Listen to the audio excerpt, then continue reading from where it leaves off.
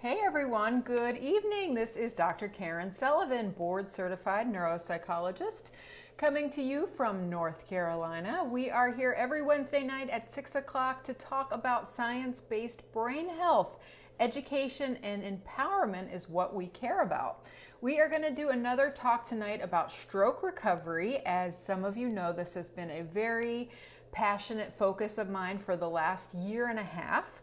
We have put out a stroke recovery guide within the last few months, and it really helped to sharpen my expertise on all that it takes to recover optimally from a stroke.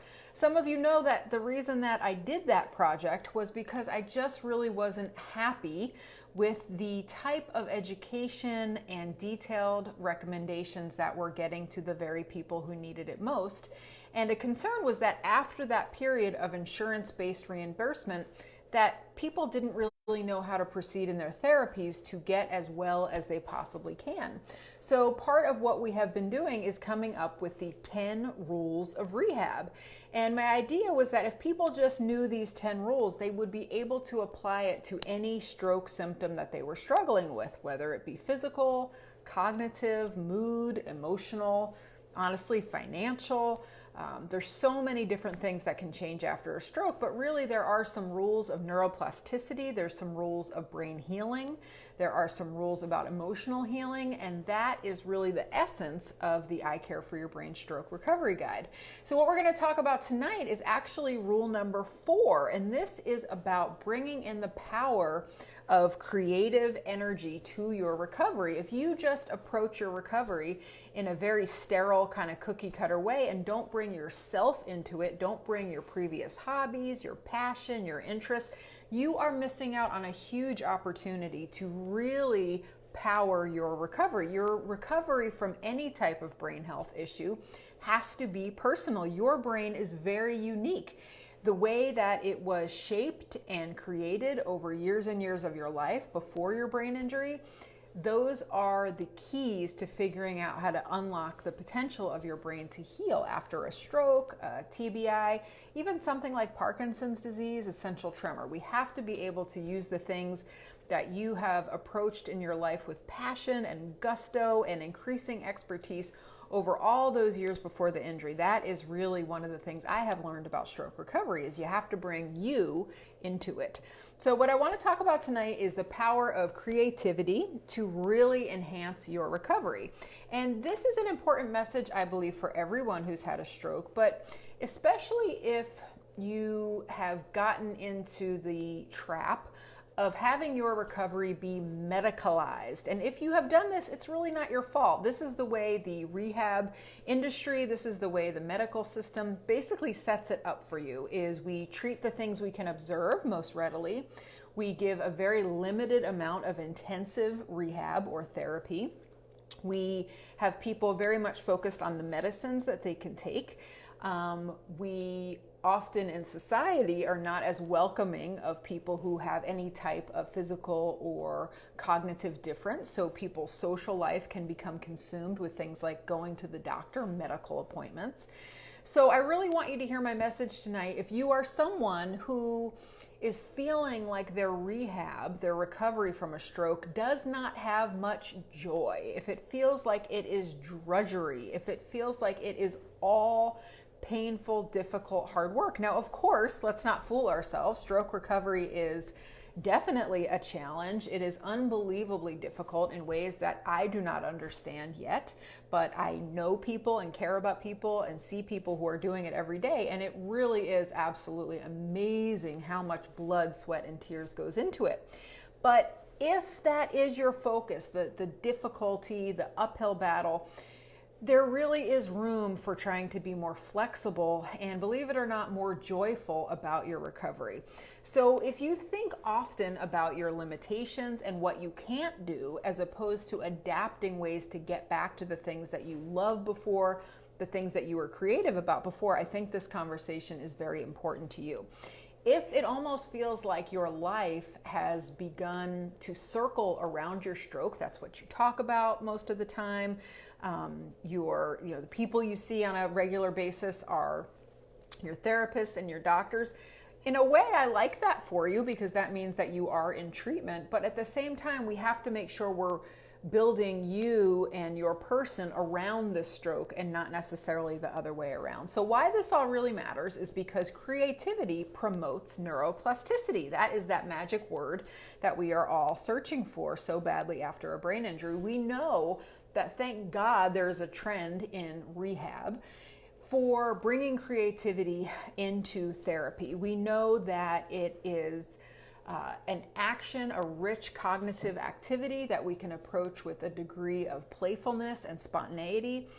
But what we're really looking for is how it strengthens the connections between the brain cells and different parts of the brain. And you always have to recall that that stroke is a focal brain injury. The whole brain, almost always, was not damaged. You have a pothole and you are trying to figure out how to reroute the map all around that pothole. And it literally takes brain cells in different parts of the brain growing new connections, figuring out how they can bridge that gap, getting other parts of the brain to come in and do that same job. We also know that creative action really supports emotional resilience, and that's one of the big messages that we have for you on this show, I Care for Your Brain, is you can't just approach brain health injuries like you are rebuilding a brain. You have to acknowledge the emotional trauma that can come along with a stroke or a TBI, and that you are also rebuilding your emotional resilience. So a creative approach to stroke recovery, we know, improves cognition, physical impairments, helps the immune system, helps quality of life, helps self-confidence, helps to reduce anxiety, helps to make depression better, improves things like our blood pressure. Oftentimes creative activities involve other people, so we get that nice boost from socialization. And one of the main things is we know that it helps to manage stress. So I want you to think about creativity as a gift that you can give yourself in this journey. And that is going to have to involve you really agreeing with this idea that your recovery is not just about rebuilding your physical self, right? We have to acknowledge that this is also an emotional journey. For many people, it's a spiritual journey. So if you can wrap your head around the idea that by opening yourself up to creativity, you're also giving yourself the gift of connection, right? Connection to parts of yourself that are not just about the injury and your limitations, maybe connections to someone else that can help you learn something or teach you something. Creative action is spontaneous. That's one of the things that we can lose with a brain injury. We need so much support sometimes and help from other people that ability to just get up and go, get in the car, do it on your own. There is a spontaneity that comes along with being creative that is necessary for a life of quality. I said this word before, playfulness. Things that are creative aren't necessarily in a perfect little box, right? They are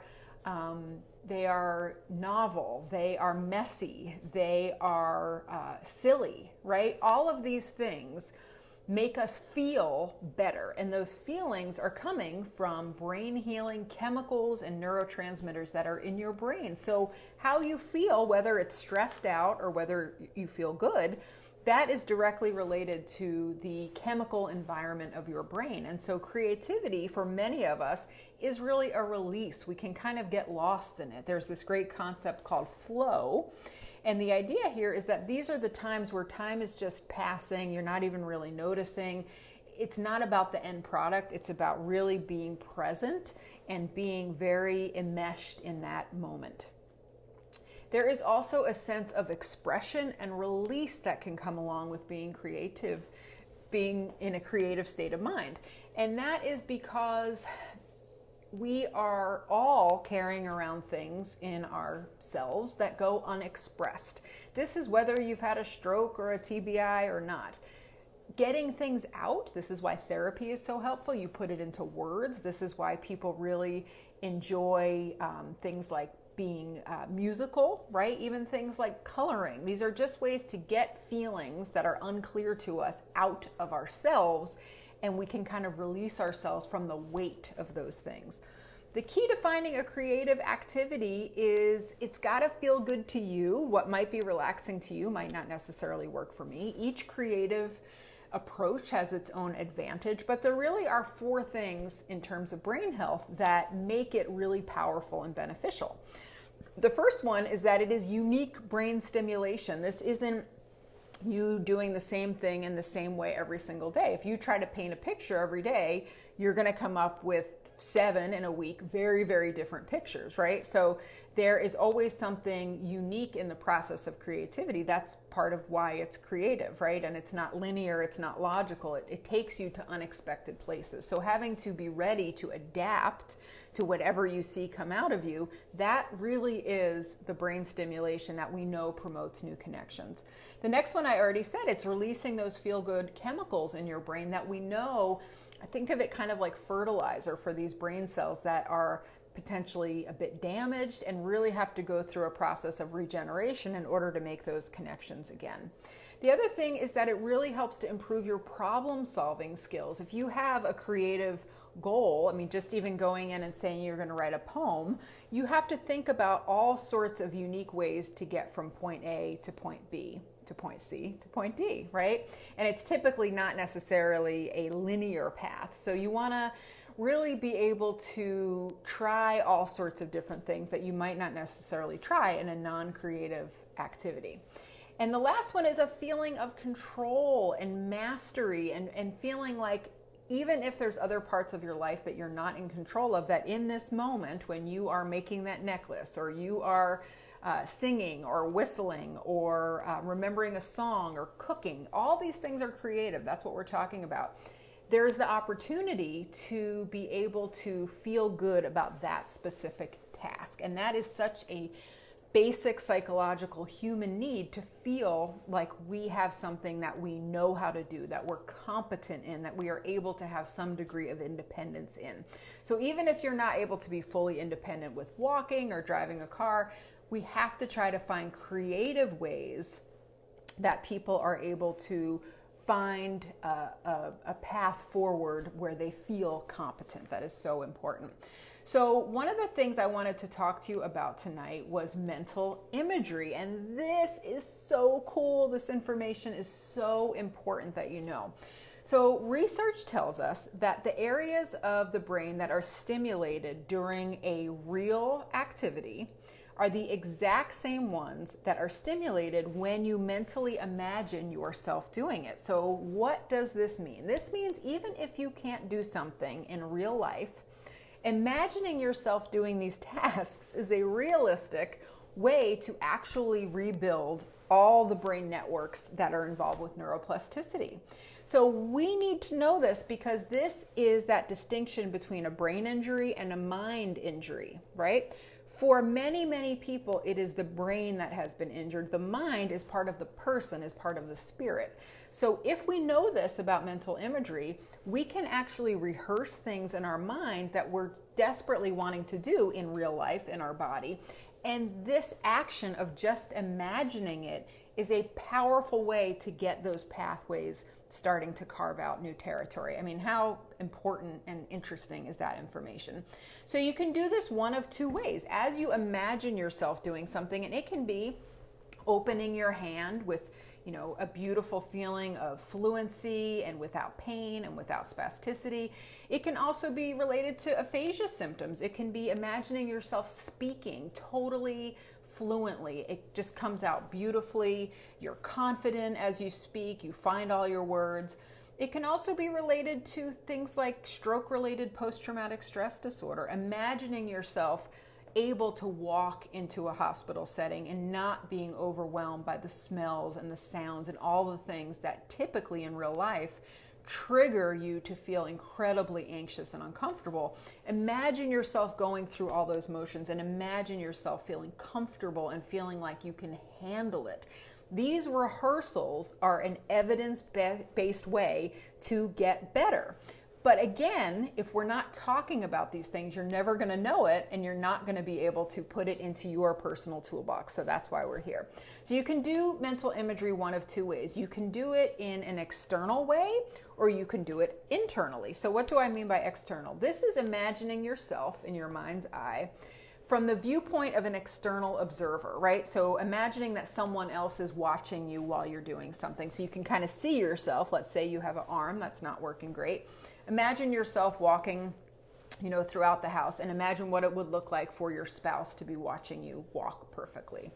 You can also do this internally. So what this means is that you imagine what it would feel like to do within your own body. Okay, so you literally want to go through a visualization where you are enriched and very engrossed with detail. So you want to see yourself doing it. You want to feel yourself doing it. You want to imagine of the emotions that would come along with it. You want to, the richer you can make the experience in your imagination and your creative mind, the more you will get out of it, okay? So this is research supported for improving strength, for improving speed, including walking, length of stride. So if one of the things you struggle with is that your steps are smaller than they used to be, you can imagine yourself walking in these long, confident strides, and visualization has been shown to actually help people recover this function over time. Balance can be improved this way. Kind of imagine yourself on a surfboard and waves coming and you're able to find your way. And pinch grip, so going into a bowl of Cheerios and being able to pinch out the one that you want. So what we know from the research is that this works best when you couple it with conventional physical or occupational therapy. The effects seem to last, which is good. Research studies have tracked people up to 3 months. And the idea is that after they do this for a period of approximately 30 sessions, that the improvement that they see actually sticks around over time. So that's evidence. We can infer from that there actually was some neurological change and growth that was happening as a result of this. And think about it, what have you got to lose? It's discomfort free, it's cost free, it can be done without supervision. And so what I would recommend is next time you're in PT or you're in OT, every time the rehab specialist is telling you you can take a break because you've just done like 10 repetitions, you can actually use that time to take a break physically, but go in your mind and actually do those same repetitions, but in your imagination, right? So if they have you taking a weight and trying to move it up and down 10 times, then they have you rest for 10 seconds. In those 10 seconds, go through it again in your mind and do the exact same thing that they asked you to do, but visualize you doing it with total and complete success, that you have the strength to do it, it goes up and down so fluidly, and imagine that emotional feeling of satisfaction that would come along when it happens exactly as you wanted it to come along. How cool is that, right? Doesn't cost you anything, it's just something to do in your mind when you would otherwise just maybe potentially be daydreaming or drifting. So what we're going to do next week with the Facebook Live is we're actually going to do a mental imagery exercise. So I have written up something in a handout that I'm going to have as a free PDF for you guys. And we're actually going to do this live, and I'm going to have you think about a specific symptom that you are working on and how you can incorporate it into a mental imagery exercise. We're also going to spend some time next week as a result of a request from one of our wonderful followers. We're going to talk more about mirror box therapy and specific activities or exercises that people can do once they buy the mirror box, because I know some people are getting it, but they're not exactly sure, besides just looking at it and moving their hand around, what exactly they're supposed to do. So I have some ideas, but I'm going to research a couple more. When I'm done talking, we are going to post 2 links in the comments for you. So one is we have partnered up with some wonderful people who make mirror boxes, and they have been nice enough to offer us a discount. And so we'll have a link that will bring you to that page. And then also, of course, a link for our stroke recovery guide. We sell it through our website. It's $27. It's over 100 pages, a lot of blood, sweat, and tears and heart went into it. I think you will like it. There's nothing else like it on the market. We actually are getting ready to announce a very promising partnership with someone to get it into the hands of the people that need it the most. Our goal is to have every person who has had a stroke get a copy of this guide, regardless of ability to pay, because it's important information. But for right now, where we're at is we're offering it on the website. So please check it out. We'll put that link in. And I love being here with you guys. I so appreciate your attention. If you thought this was helpful, please write a comment, let us know. And the best thing you can do is to share it on your page if you are involved with any type of Facebook stroke support groups. That's really the way that we're able to get this information into the hands of people. And it's really based on that belief that your recovery should not be determined by your insurance quality. It should not be determined by the amount of information that you're privy to. Everyone should have the same chance at an optimal recovery, and really what it takes is information. That's why we're doing this program here today.